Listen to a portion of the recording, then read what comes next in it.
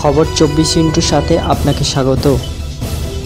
নতুন নতুন খবর জানার জন্য আমাদের চ্যানেলে চোখ রাখুন।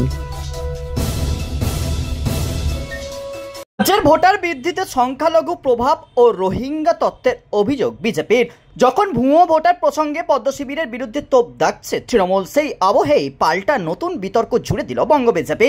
এদিন বিজেপি নেতা জগন্নাথ চট্টোপাধ্যায়ের অভিযোগ, গত 7 বছরে অর্থাৎ 2019 সাল থেকে 2025 সাল পর্যন্ত রাজ্যের বিধানসভা ওয়ার্ডি ভোটার বৃদ্ধির গড় হার 8.69%। কিন্তু সেই নিরিখেই বাংলার 136টি বিধানসভা কেন্দ্রের ভোটারের বৃদ্ধির হার অস্বাভাবিকভাবে বেশি। এই 136টি কেন্দ্রের মধ্যে 82টি কেন্দ্র মুসলিম অধ্যুষিত। তার আরও দাবি, রাজ্য গড়ের তুলনায় আবার ভোটার হ্রাস হয়েছে 158টি বিধানসভায়, যার মধ্যে মাত্র 13টি কেন্দ্র মুসলিম অধ্যুষিত, অর্থাৎ যেখানে মুসলিম সংখ্যা বেশি সেখানে তৃণমূলের ভোটার সংখ্যা বেশি।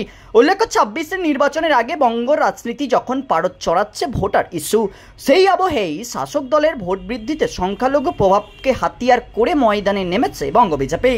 কোন কোন কেন্দ্রে অস্বাভাবিকভাবে ভোটার হার বেড়েছে সেই নিয়ে এদিন একটি প্রথম 10-এর তালিকাও প্রকাশ করেন বিজেপি নেতা। সেই তালিকা অনুযায়ী রাজারহাট নিউ টাউনে বেড়েছে 19.96%, বারুইপুর পশ্চিমে বেড়েছে 16.64%, সোনারপুর উত্তরে বেড়েছে 15.57%, বারুইপুর পূর্বে বেড়েছে 15.2%, সুজাপুরে বেড়েছে 15.1%, ক্যানিং পূর্বে বেড়েছে 13.98%, ভাঙড়ে বেড়েছে 13.48%, চোপড়ায় 13.44%। তবে এই অস্বাভাবিক বৃদ্ধি দেখা অবাঙালি এলাকায় মেলেনি বলেই দাবি বিজেপির।